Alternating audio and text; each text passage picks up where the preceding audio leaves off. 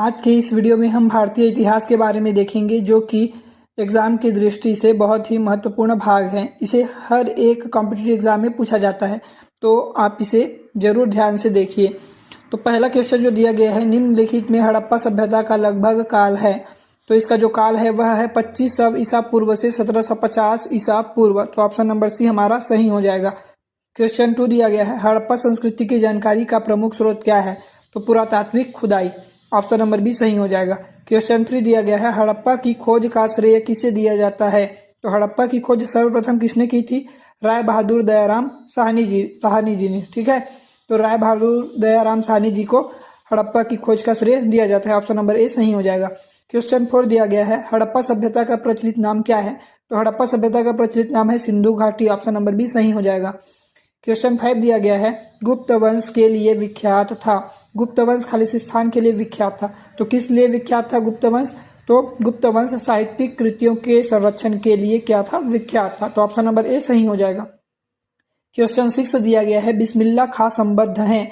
तो बिस्मिल्ला खां किससे संबद्ध हैं? तो वे थे संगीत से। ठीक है, तो ऑप्शन नंबर ए सही हो जाएगा। क्वेश्चन 7 दिया गया है, निम्नलिखित में से उपनिषद किसकी व्याख्या करता है? तो जो उपनिषद है वो किसकी व्याख्या करते हैं? ऑप्शन नंबर डी, आर्यों के दर्शन और सिद्धांतों की व्याख्या करता है। क्वेश्चन 8 दिया गया है, कौन सी सामाजिक प्रथा केवल ऋग्वैदिक काल, ठीक है, ऋग्वैदिक काल की प्रतीक है? तो ऑप्शन नंबर बी, सती प्रथा, जो कि केवल और केवल ऋग्वैदिक काल की प्रतीक है। तो ऑप्शन नंबर बी सही हो जाएगा, सती प्रथा।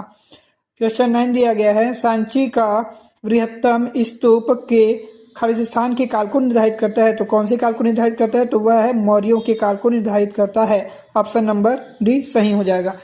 क्वेश्चन 10 दिया गया है, यह किसने कहा था कि जनता की उपेक्षा करना पाप है?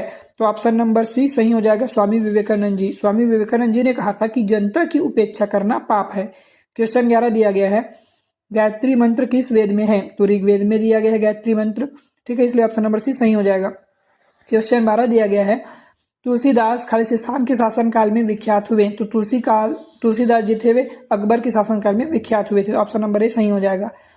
और क्वेश्चन 13, दिल्ली का लाल किला किसने बनवाया था? तो दिल्ली का लाल किला किसने बनवाया था? शाहजहां जी ने बनवाया था। ऑप्शन नंबर सी सही हो जाएगा। 14वां क्वेश्चन है, सैंधव सभ्यता के निवासियों द्वारा निम्न में से किस धातु का प्रयोग सर्वाधिक किया गया है? तो ऑप्शन नंबर डी, कांस्य। क्वेश्चन 15वां है, निम्न में किस पशु से सिंधु घाटी के लोग सामान्यतः परिचित नहीं थे? तो ऑप्शन नंबर ए, घोड़ा से परिचित नहीं थे। क्वेश्चन नंबर 16, निम्नलिखित में से किसका सुमेल नहीं है? कालीबंगा हरियाणा, क्योंकि कालीबंगा राजस्थान